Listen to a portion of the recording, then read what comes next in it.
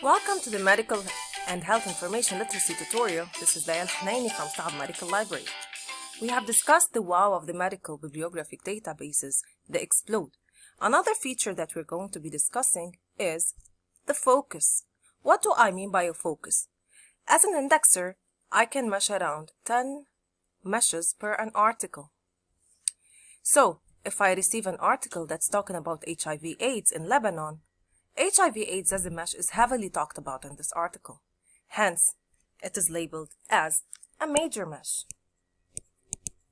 On another note, if I receive an article which is talking about infectious diseases and 2 or 3 of its paragraphs are about HIV/AIDS, then again, this article is talking about HIV/AIDS.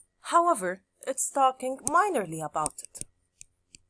So, the meshes are of 2 parts, a major mesh and a minor mesh.